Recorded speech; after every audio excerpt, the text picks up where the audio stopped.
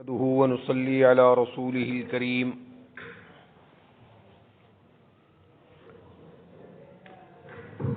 أما بعد أعوذ بالله من الشيطان الرجيم بسم الله الرحمن الرحيم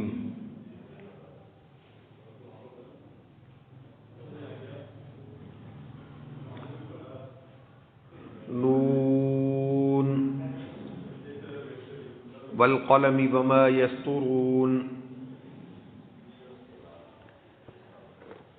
ما أنت بنعمة ربك بمجنون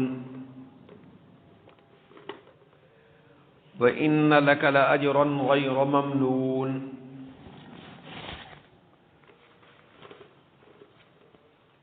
وإنك لعلى خلق عظيم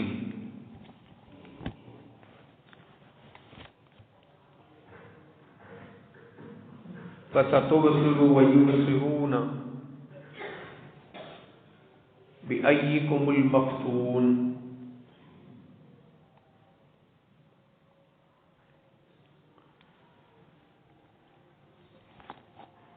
گزشتہ چند جمعوں سے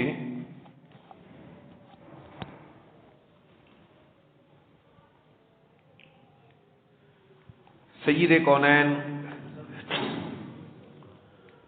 صلی اللہ علیہ وعلی آلہ واصحابہ وبارک وسلم تسلیما کثیرا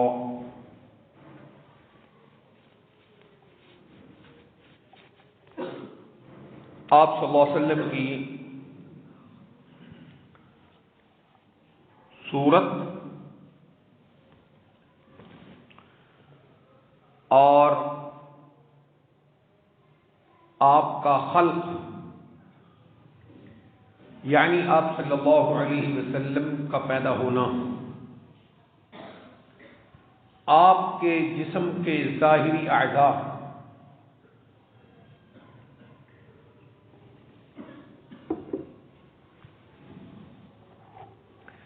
سید کونین صلی اللہ علیہ وسلم کا ظاہری حسن و جمال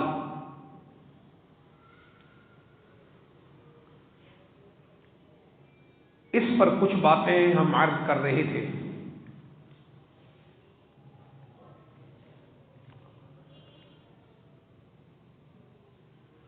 اللہ سبحانہ و تعالی نے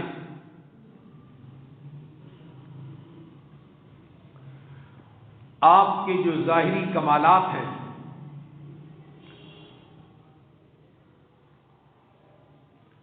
ایک تو وہ کمال ہے جو آپ کے خود ذاتی حسن سے وابستہ ہے، یعنی آپ صلی اللہ علیہ وعلی آلہ واصحابہ وازواجہ واہل بیتہ وسلم تسلیما کثیرا آپ کے اعضاء کا حسن آپ کتنے حسین اور جمیل تھے.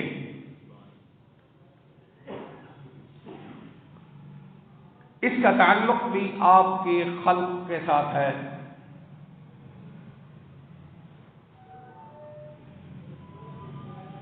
نمبر 2،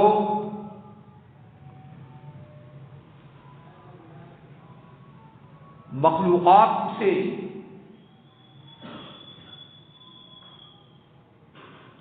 اللہ سبحانہ و تعالی کی مخلوق سے آپ کا برتاؤ، آپ کا تعلق،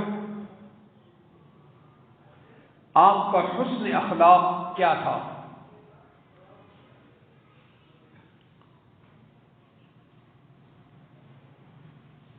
اگر کل اللہ کریم نے ان دونوں کے بارے میں فرمایا وَإِنَّكَ لَعَلَى خُلُقٍ عَظِيمٍ، یہ نہیں فرمایا کہ آپ کے اندر خلق عظیم ہے، یہ نہیں فرمایا. قرآن نے یہ نہیں کہا، اور نہ ہی یہ کہا کہ آپ صلی اللہ علیہ وسلم کے لیے خلق عظیم ہے. آپ کے خلق، آپ کا خلق عظیم ہے، یہ نہیں فرمایا، بلکہ اللہ سبحانہ و تعالی نے اپنے کلام شریف میں اس کو فرمایا علی خلق عظیم۔ علی کا کیا مطلب ہے یہاں؟ عین لام یا علی، اس لفظ میں یا کہو کہ اس حرف میں اللہ سبحانہ و تعالی نے سید کونین صلی اللہ علیہ وسلم کا جو کمال اخلاق بتایا کہ یہ اخلاق آپ کے اندر کیسا پایا جاتا ہے۔ کیا یہ عام اخلاق والوں جیسا ہے؟ جیسے دنیا میں بہت سے لوگ اچھے اخلاق والے ہوتے ہیں نا، کہا جاتا ہے فلاں کے اخلاق بہت اچھے ہیں، وہ اپنی گفتگو میں اچھا ہے،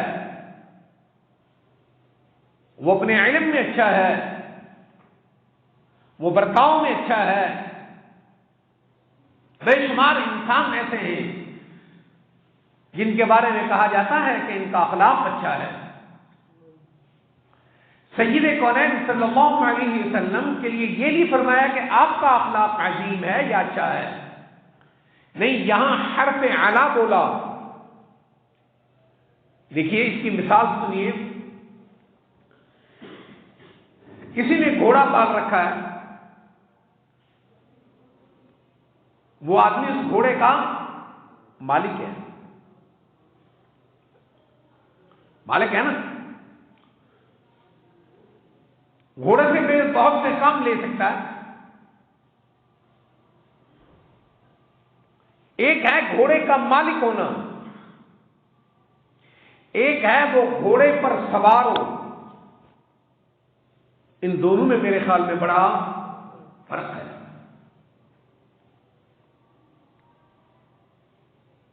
گھوڑے کے مالک ہونے میں اور گھوڑے پر سوار ہونے میں بڑا فرق ہے۔ کیا فرق ہے؟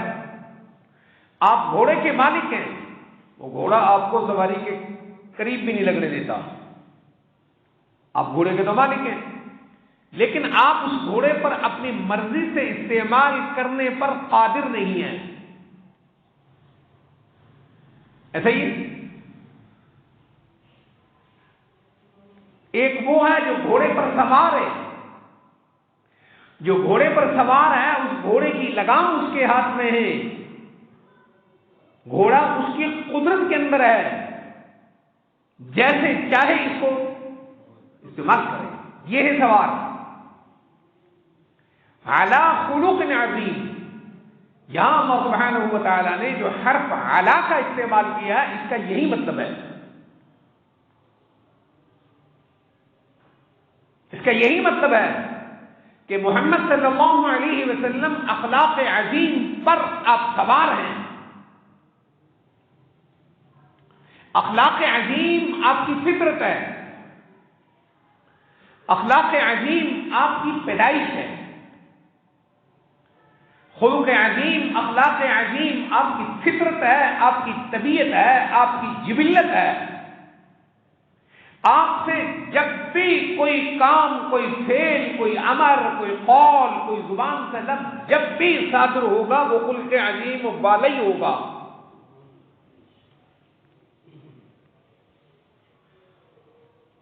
خلق عظیم والا ہی کام ہوگا، آپ سے خلاف خلق عظیم کوئی کام ہو نہیں سکتا۔ یہ مطلب ہے اس آیت میں اعلی کا۔ آپ کی پھر پیدائش ہے اس پر، اس خلق عظیم پر سید کونین صلی اللہ علیہ وسلم کی پیدائش ہے۔ جب سید کونین صلی اللہ علیہ وسلم کے اندر اپنے عمر کے اعتبار سے فہم اور شعور پیدا ہوا تب بھی، اور جب عمر میں فہم اور شعور نہیں تھا تب بھی آپ خلق عظیم والے تھے۔ یہ مطلب ہے علا، وَإِنَّكَ لَعَلَىٰ خُلُقٍ عَظِيمٍ۔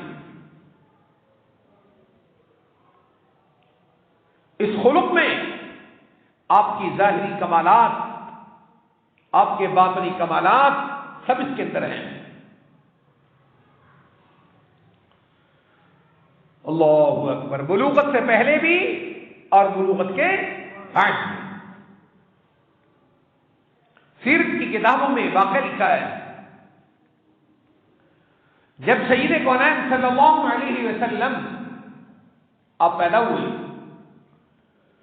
عربوں میں یہ عادت تھی کہ بچوں کو دودھ پینے کے لیے وہ شہر سے باہر دیہات میں بھیجتے تھے تاکہ شہری الفاظ کی آمیزش، شہر کے اندر عربی لوگ بھی آتے ہیں اور دوسرے ملکوں کے تاجر بھی آتے رہتے ہیں، دوسرے ملکوں کے، دوسرے لوگوں کے، دوسری زبانوں کے لوگ شہر کے اندر آتے رہتے ہیں۔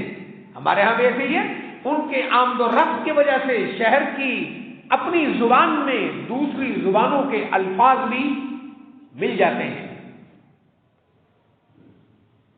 اور عرب اپنی زبان کو فصیح صرف عربی کہ اس میں کسی غیر زبان کی آمیزش نہ ہو، اس کے لیے اپنے دودھ پیتے بچوں کو شہر سے نکال دیا کرتے تھے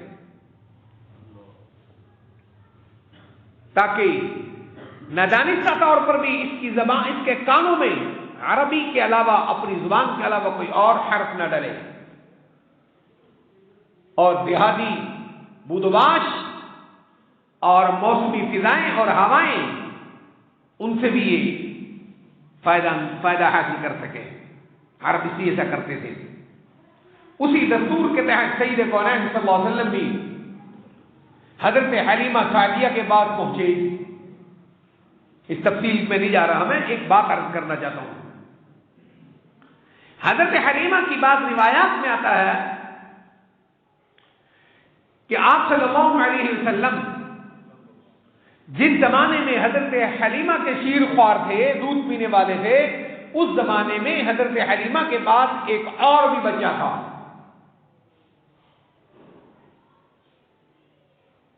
حضرت حلیمہ کہتی ہیں کہ محمد صلی اللہ علیہ وسلم نے اپنے بچے بچپن میں اپنے ہی دودھ کا حصہ پیا ہے، دوسرے بھائی کے دودھ کا حصہ کبھی نہیں پیا،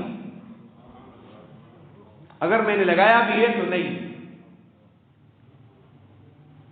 یہ اس وقت کی بات ہے جب بچے کو شعور نہیں ہوتا، غیر شعوری طور پر آپ صلی اللہ علیہ وسلم سے کبھی کسی کی حق طلبی نہ ہوئی، یہ نبوت سے پہلے کی بات ہے۔ اس کو کہا جا رہا ہے انک لعلی خلق عظیم۔ خلق، آپ کے خلق عظیم ہی نہیں ہے، بلکہ آپ اخلاق عظیم اور خلق عظیم پر آپ سوار ہیں، اور خلق عظیم آپ کی سواری ہے۔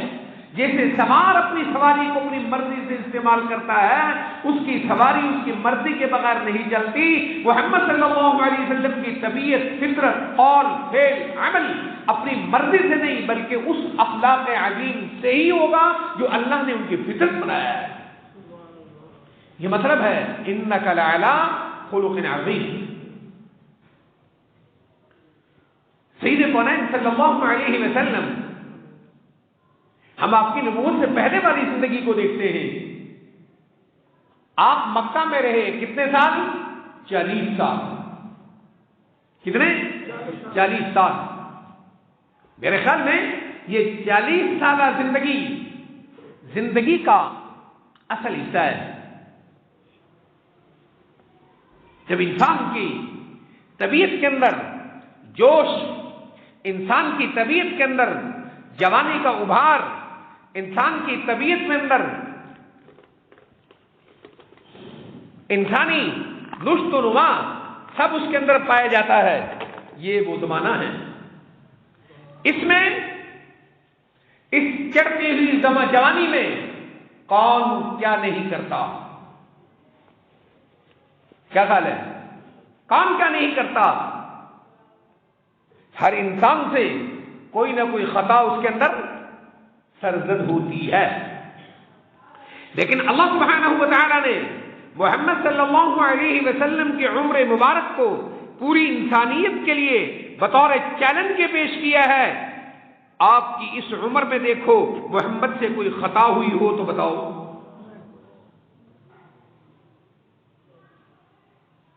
میرے محبوب سے کوئی خطا ہوئی ہو نبوت سے پہلے، نبی اور رسول بننے سے پہلے، وہ بتاؤ. ان کو چیلنج ہے. جی اللہ اکبر. جب انہوں نے کہا کہ محمد صلی اللہ علیہ وسلم نبی اور رسول نہیں ہیں، اپنی طرف سے گھڑ کر لاتے ہیں. یہ کہنا کہ محمد اپنی طرف سے گھڑتا ہے، یہ یہی کہنا ہے کہ محمد صلی اللہ علیہ وسلم جھوٹ بولتے ہیں کہ میرے اوپر اللہ کا کلام آ رہا ہے. اس کا یہی مطلب ہے نا. اللہ سبحانہ و تعالی نے اس کا جواب دیا. پھر اللہ کریم نے اس کا جواب دیا. میں ایک بات عرض کرتا ہوں، سید کونین صلی اللہ علیہ وسلم پر اہل مکہ نے، آپ کے دشمنوں نے، کفار مکہ نے، ان کافروں نے جب بھی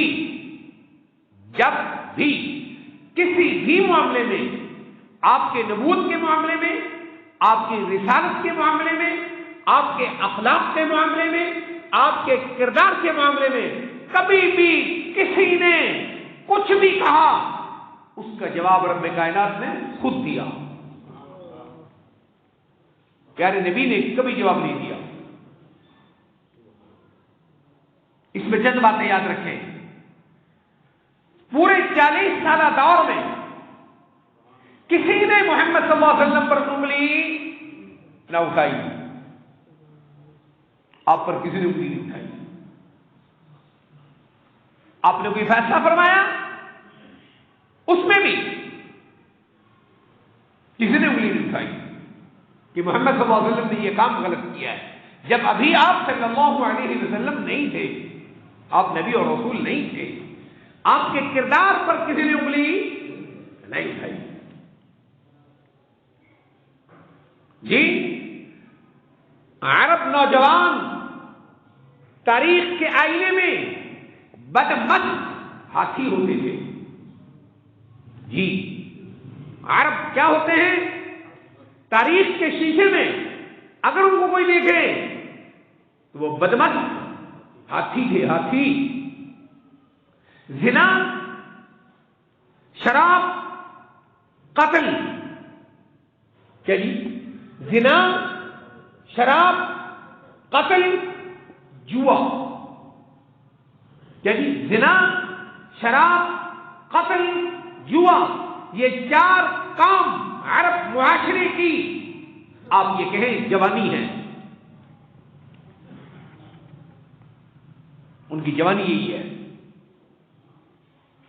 ان کے مفاخر اپنے فخر یا کاموں میں وہ ان کو شمار کرتے تھے. عرب کا کلام، دیوان حماسہ، متنبی اور مقامات کے اشعار، جی بے شمار دواوین عرب، ان کتابوں کو اٹھا کر دیکھا جا سکتا ہے کہ عرب کا جوان کیسا بدمست ہاتھی تھا. شراب میں، جوئے میں، قتل میں، زنا میں وہ کیا ہوتے تھے. محمد صلی اللہ علیہ وسلم وہاں پیدا ہوئے، اس معاشرے میں پیدا ہوئے. اسی لیے قرآن کہتا ہے جی لقد من الله على المؤمنين اذ بعث فيهم رسولا منهم. محمد صلی اللہ علیہ وسلم اسی معاشرے کا حصہ ہے. قرآن کہتا ہے محمد صلی اللہ علیہ وسلم اسی معاشرے کا حصہ ہے. وہ اس معاشرے کے جو زنا، شراب، قتل، جوئے سے مرکب تھا، محمد صلی اللہ علیہ وسلم اس میں سے ہیں. وہاں پیدا ہوئے ہیں. پھر قرآن یہ بھی کہتا ہے محمد صلی اللہ علیہ وسلم صرف اس معاشرے میں سے نہیں بلکہ اس معاشرے کے رہنے والے افراد کے خون میں سے ہیں، ان کے خون سے ہیں جی۔ ربنا وابعث فیہم رسولا من انفسہم، ان کی جانوں میں سے، ان میں سے پیدا ہوئے، لیکن ہے کیا؟ اللہ اکبر، کیا کہہ دیا قرآن نے؟ محمد صلی اللہ علیہ وسلم ان میں سے ہیں، ان کے اس معاشرے کے ایک فرد ہیں، محمد صلی اللہ علیہ وسلم اسی خون کی پیداوار ہیں، لیکن خود ہیں کیا؟ منہم بھی ہیں اور من انفسہم بھی ہیں، لیکن محمد صلی اللہ علیہ وسلم کی وہاں فطرت اور اٹھان اور جوانی کیا ہے؟ لقد جاءکم رسول من انفسکم۔ اس آیت کو دو طریقے سے پڑھا گیا ہے، اس کی دو قراتیں ہیں، اس لفظ کو دو طریقے سے پڑھا گیا ہے۔ لقد جاءکم رسول من انفسکم، اب اس کا مطلب کیا بنتا ہے؟ محمد صلی اللہ علیہ وسلم اسی تمہارے خون ہیں، تمہارے خون میں سے پیدا ہوئے ہیں۔ اور اس لفظ کا دوسرا لفظ، دوسری قرات کیا ہے؟ لقد جاءکم رسول من انفسکم، پہلے تو نا انفسکم، فا کے اوپر کیا ہے؟ پیش۔ دوسرے لفظ کو کیسے پڑھا جاتا ہے؟ من انفسکم۔ قرآن کی 7 قراتیں ہیں، کتنی؟ 7 قراتیں۔ ان میں سے ایک قرات یہ ہے، پہلی میں کیا ہے جو ہم پڑھتے ہیں، یہ روایت حفص میں ہے، کیا جی؟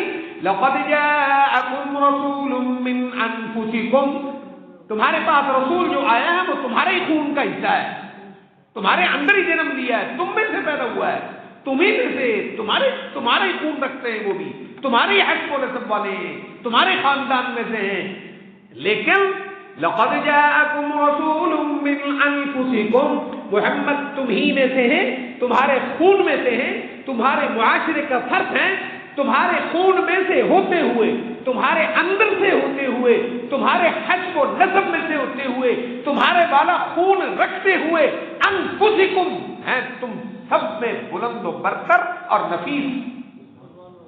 یہ کہا قرآن نے، کیا کہہ دیا اللہ نے؟ اللہ اکبر، انفسکم اور انفسکم، کتنا فرق ہوا؟ ایک ہی آیت میں اللہ نے کیا کمال کا موتی چھوڑا ہے۔ یہ قرآن ہے، یہ کیا ہے؟ اس کے بڑے کمالات ہیں، اسے کوئی طے نہیں کر سکتا۔ جس نے بھی جو تفسیر لکھی ہے، امام رازی جیسا انسان تفسیر کبیر لکھ کر ایک ایک آیت پہ وہ سمندر اڑیل دیتا ہے، اور سمندر اڑیل کر کہتا ہے میری بس ہو گئی، مجھ سے بعد کوئی اور ضرور ایسا آئے گا جو اس آیت کو اس سے بھی گہرا دیکھ لے گا۔ کمال جی، سبحان اللہ۔ من انفسکم، محمد صلی اللہ علیہ وسلم تمہارے خون میں سے، تم میں سے ہیں، من انفسکم، لیکن تم سب میں سب سے عمدہ ہے، سب سے عمدہ ہے۔ اور وہ اس کا اعتراف کرتے تھے کہ یقیناً محمد صلی اللہ علیہ وسلم ہم سے عمدہ ہیں۔ کیا کہہ دیا اللہ کریم نے؟ اچھا، اس معاشرے میں رہتے ہوئے محمد صلی اللہ علیہ وسلم پر کبھی کسی نے انگلی نہیں اٹھائی کہ محمد کے اندر یہ نقص ہے، صلی اللہ علیہ وعلی آلہ واصحابہ وبارک وسلم۔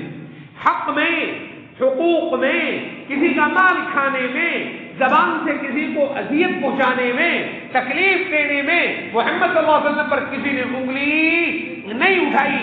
اسی لیے اللہ کہتا ہے میرے محبوب ان کو کہو، ان سے کہو، ان کو چیلنج کرو۔ کیا؟ اللہ اکبر۔ قل لو شاء الله ما تلوته عليكم ولا أدراكم به فقد لبثت فيكم عمرا من قبله أفلا تعقلون فمن أظلم ممن افترى على الله كذبا أو كذب بآياته إنه لا يفلح الظالمون۔ حق القرآن،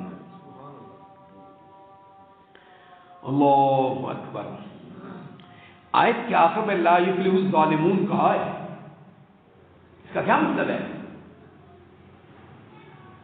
جی ہاں، جڑے مردے بخشان سے تسی نویں نویں طریقے کڈے نے نا، یہی ظالمون ہیں. ہاں یہی ظالمون. اور مسلمان ہو کر دربار قبروں پہ جانے والا ظالمون، اسی کو قرآن کہہ رہا ہے.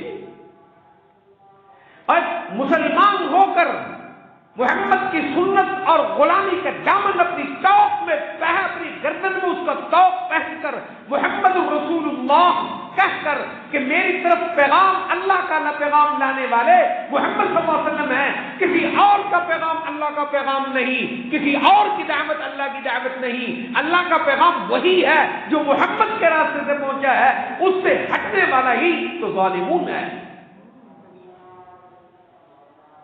ہاں میں کوئی کسی حجرے کے اندر بیٹھ کر نہیں کہہ رہا، ممبر پر کہتا ہوں، خدا کی قسم ان کو قرآن ظالمون کہہ رہا ہے. جی اللہ اکبر. اس پہ ایک آیت پیش کر دیتا ہوں تاکہ کسی کا دماغ خراب ہونے لگے تو وہ قرآن کی آیت کے آگے ایسا بیٹھ جائے جیسے سمندر کا، جیسے پانی کا جھاگ بیٹھ جاتا ہے. کہتا تو وہ کچھ اور، لیکن یہاں بات اللہ کی کتاب کی ہو رہی ہے. اس لیے میں نے کہا وہ ایسے بیٹھ جائے گا جیسے پانی کا جھاگ بیٹھ جاتا ہے. میں نے کیا کہا؟ وَمَنْ أَظْلَمُ مِمَّنِ افْتَرَىٰ عَلَى اللَّهِ كَذِبًا أَوْ كَذَّبَ بِآيَاتِهِ إِنَّهُ لَا يُفْلِحُ الظَّالِمُونَ. ظالم کبھی کامیاب نہیں. ظالم کہاں سے شروع ہوتا ہے؟ محمد دعوت دیتا ہے خدا پر ایمان کی، یہ کافر ہے، یہ کفر کرتا ہے، یہ ظالم ہے. وَالْكَافِرُونَ هُمُ الظَّالِمُونَ. سورہ بقرہ میں، سورہ بقرہ پارہ نمبر 3 کی دوسری آیت ہے. یا ایھا الذین آمنوا انفقوا مما رزقناکم من قبل ان یأتی یوم لا بیع فیہ ولا خلة ولا شفاعة والکافرون هم الظالمون. وہاں بھی کیا کہا ہے؟ انہ لا یفلح الظالمون. یہاں ہے انہ لا یفلح المجرمون. مجرم اور ظالم، یہ مجرم ہے. مجرم کون ہے اور ظالم کون ہے؟ محمد صلی اللہ علیہ وسلم اس کو اللہ پر ایمان کی، نبیوں پر ایمان کی، فرشتوں پر ایمان کی، اللہ کی کتابوں پر ایمان کی، جنت اور جہنم پر ایمان کی، اللہ کے حکموں کو ماننے کی دعوت دیتے ہیں. یہ کیا کرتا ہے؟ انکار کرتا ہے، کفر کرتا ہے. اللہ کہتا ہے بَلْ هُمُ الظَّالِمُونَ. یہ کافر بھی ظالم ہے. یہ کیا ہے؟ یہ ظالم ہے. ظالم نہیں رہتا خدا کی زمین پر، بغاوت جو خدا سے کرتا ہے، ظالم نہیں. اور ظالم کسے کہتے ہیں؟ ہاں اللہ اکبر. بات دور چلی جائے گی. ان ومن اظلم ممن افترى على الله كذبا او كذب بآياته انه لا يفلح المجرمون. مجرم کامیاب نہیں. مجرم کون ہے؟ وہ مجرم جو ظالم ہے، وہ مجرم ہے. ظالم کا معنی بڑا وسیع ہے. ایک ظالم ہوا کافر، دوسرا ظالم ہوا جس کو قرآن سے اللہ کی توحید ملے، نبیوں سے اللہ کی توحید سمجھائی جائے، اللہ کی کتابوں سے اللہ کی وحدانیت سمجھائی جائے، اولیاء کے طرز زندگی سے اس کو اللہ کی وحدانیت سمجھائی جائے. وہ حرامی پھر بھی کبھی بت کے آگے گرتا ہے، کبھی درخت کے آگے گرتا ہے، اور کبھی پتھر کے آگے گرتا ہے، کبھی ولی زندے کے آگے گرتا ہے، کبھی مردہ ولی کی قبر کے آگے گرتا ہے. اسی کو تو ظالم کہتے ہیں. اور ظالم کس کو کہتا ہے قرآن؟ جی ہو سکتا ہے کوئی اس پر بولے جی کافر بھی ظالم.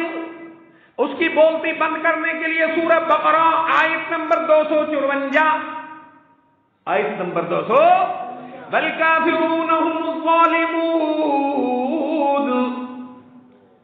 یہ غلط کہتا ہے، یہ کافر غلط کہتا ہے. کیوں غلط کہتا ہے؟ یہ ظالم ہے.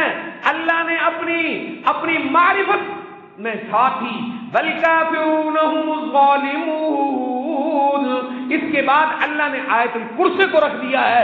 آیت الکرسی میں کوئی نہیں ہے، نبی اور رسول اور ولی بھی نہیں ہے، صرف خدا نے اپنا تعارف کرایا ہے، کسی اور کا نہیں کرایا. اللہ اکبر. پڑھ کے دیکھ لو آیت الکرسی.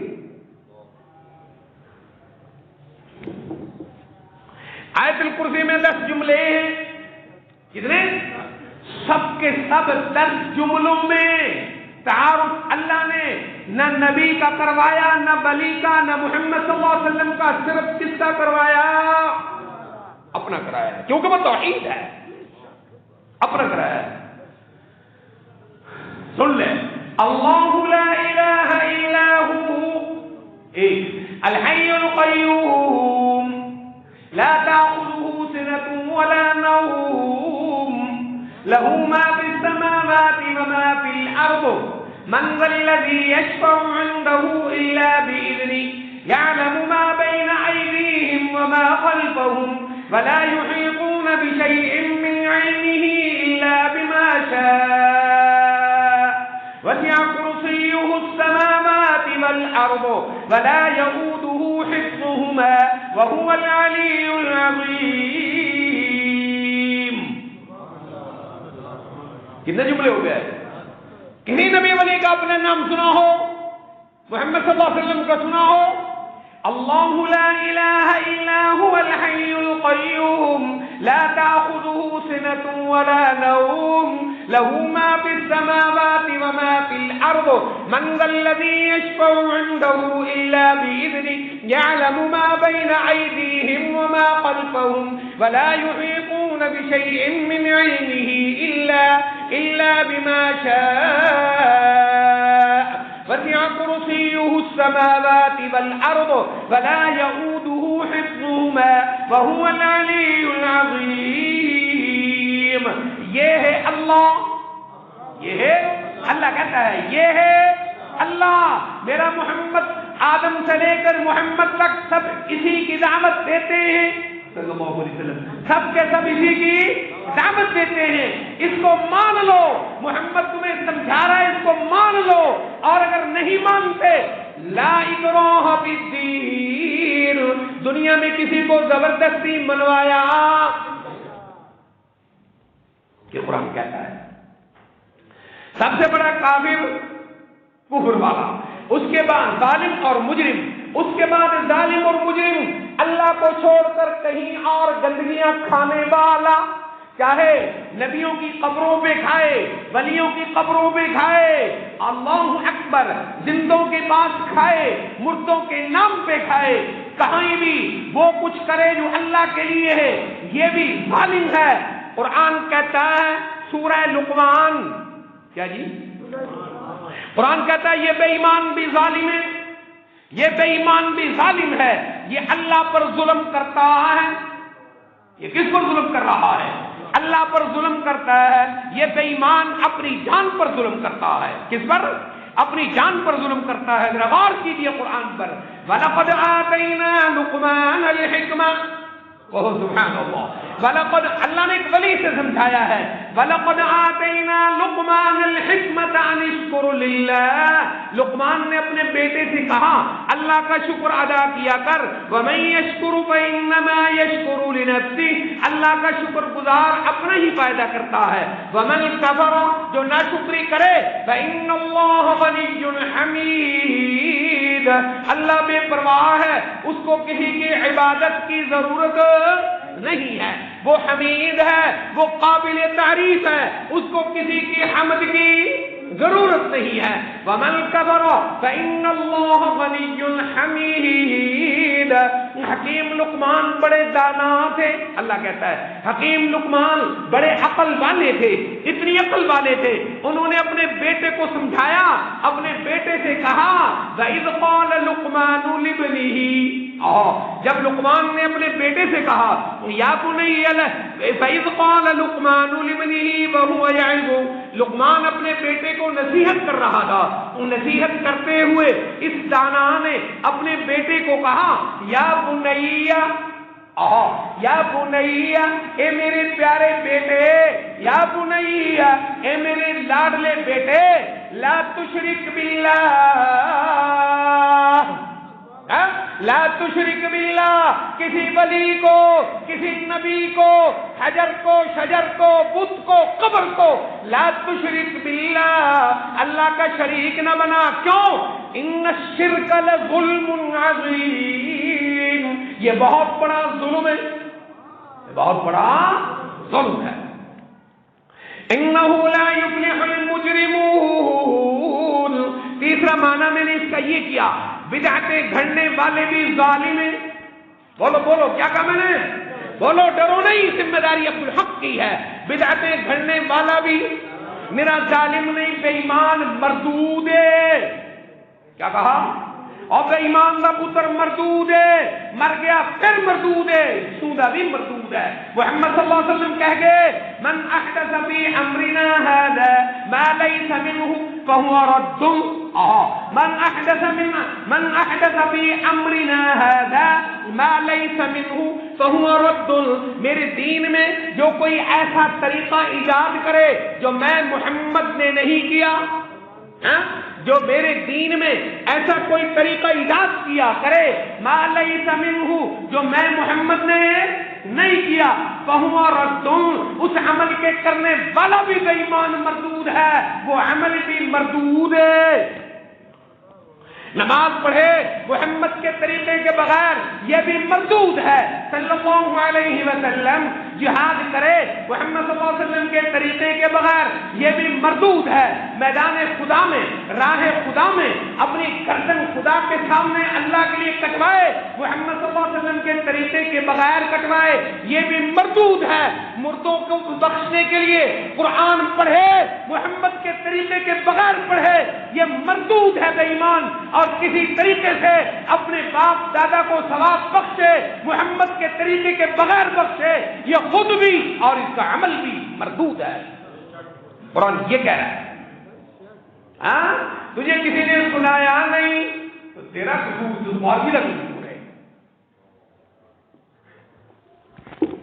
اللہ اکبر، یہ بے ایمان ظالم ہے جنہوں نے دین کا حلیہ بگاڑ رکھا ہے، محمد صلی اللہ علیہ وسلم کی محنت کو ضائع کرتے ہیں۔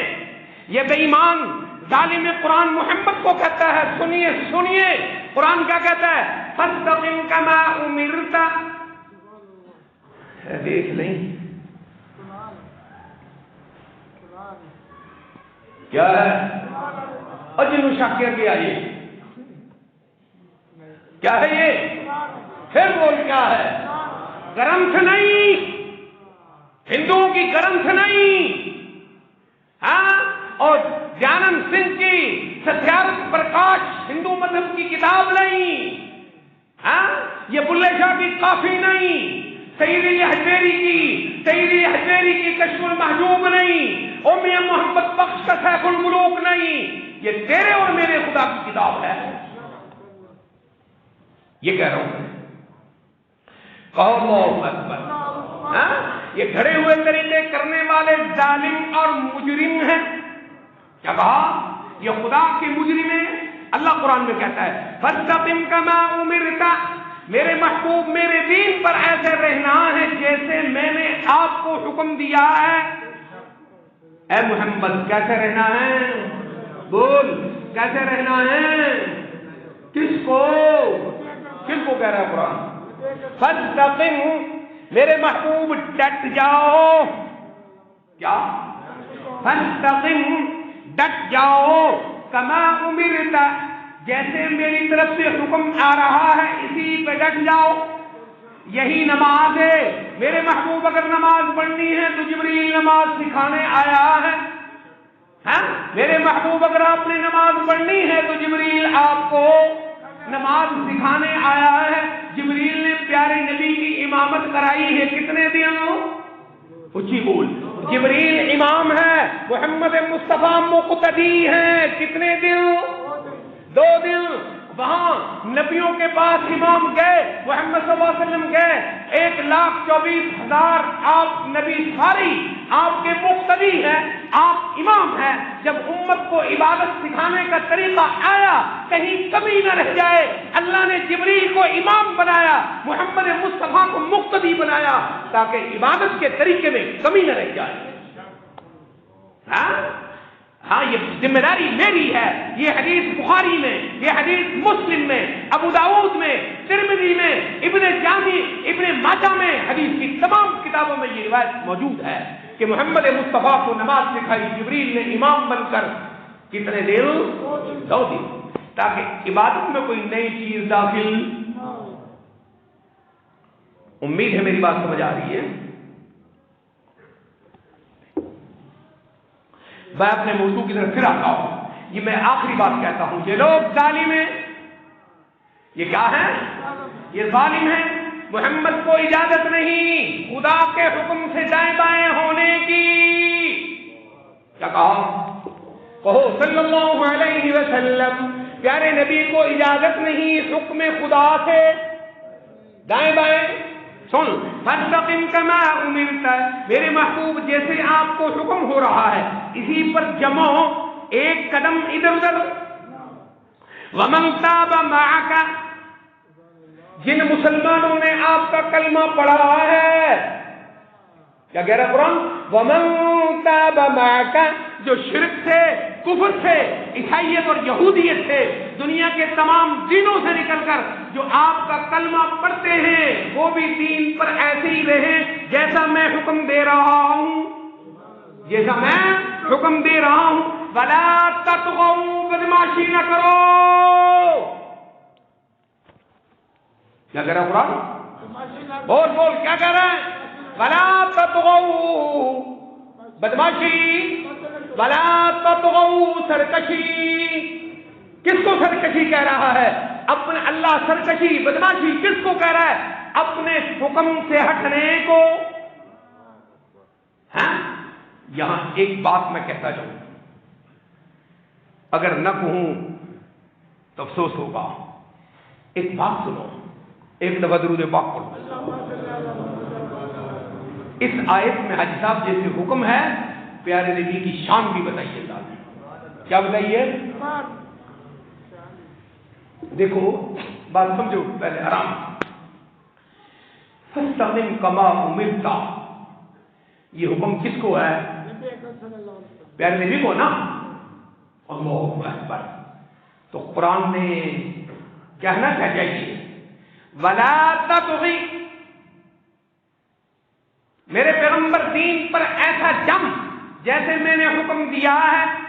میرے محبوب ولا تطغی، سرکشی نہ کر. پہلا حکم آپ کو ہے، یہ حکم بھی کس کو ہونا چاہیے؟ آپ کو نہیں نا، آپ کی بات ہو رہی ہے. لیکن اللہ نے ایسا ہے کہا نبی کو، کہو صلی اللہ علیہ وسلم دین پر ثابت قدم رہیے.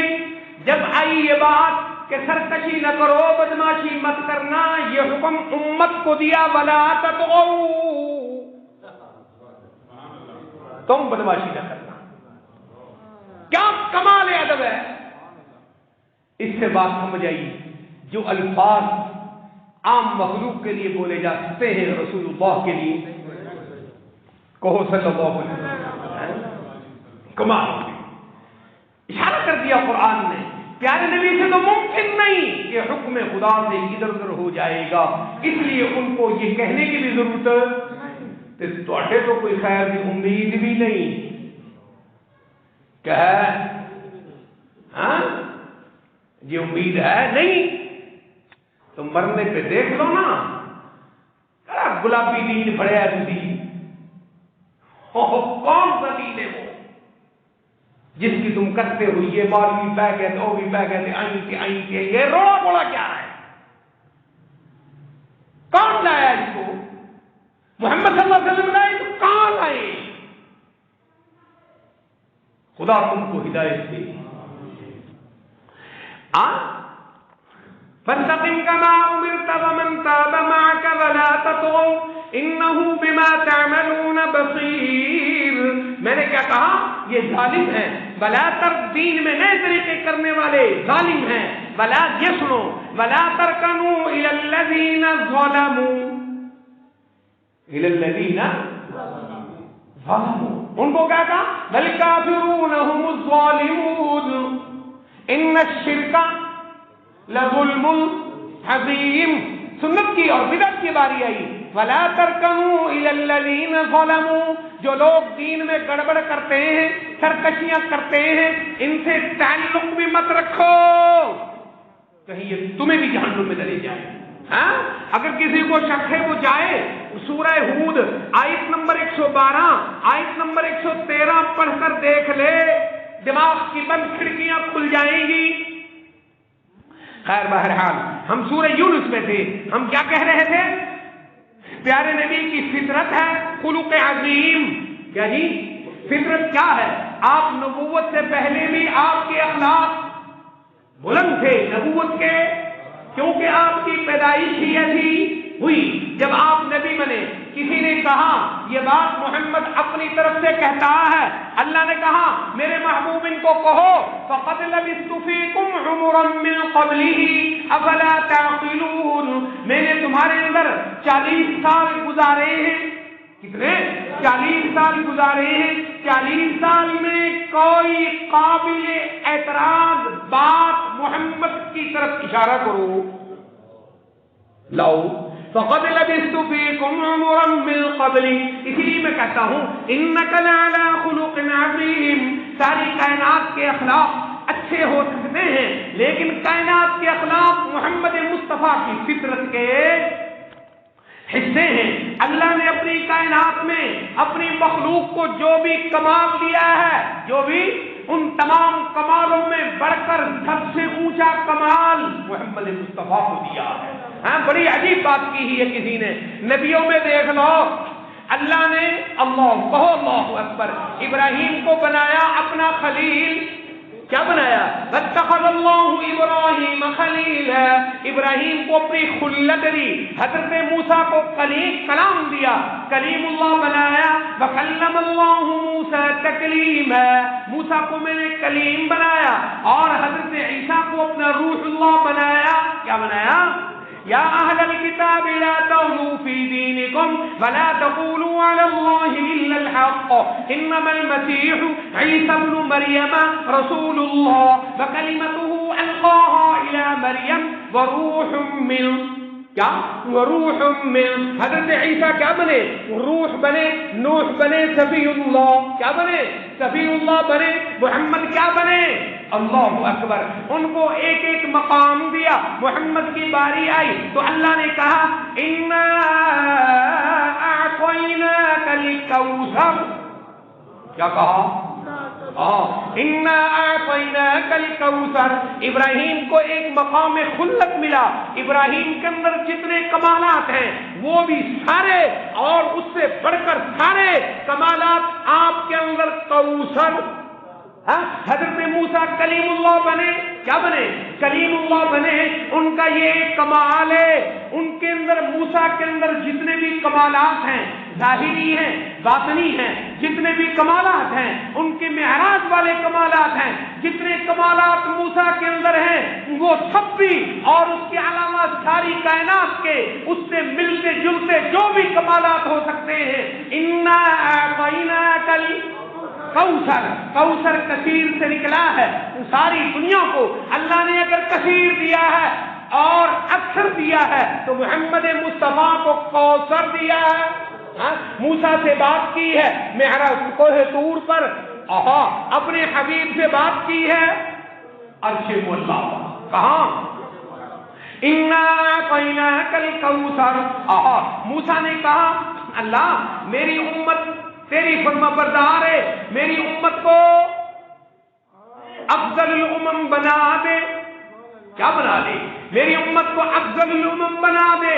اللہ نے کہا نہیں، الذین یتبعون الرسول النبی الامی یجدونہ مکتوبا عندهم فی التوراۃ والانجیل یأمرهم بالمعروف وینہاہم عن المنکر ویحل لهم الطیبات ویحرم علیہم الخبائث ویضع عنهم إصرهم والأغلال التي كانت عليهم فالذين آمنوا به وعزروه ونصروه واتبعوا النور الذي أنزل معه أولئك هم المفلحون قل يا أيها الناس إني رسول الله إليكم جميعا الذي له ملك السماوات والأرض لا إله إلا هو يحيي ويميت فآمنوا بالله ورسوله النبي الأمي الذي يؤمن بالله وكلماته فاتبعوه لعلكم تهتدون وصلى الله عليه وعلى آله وأصحابه وبارك.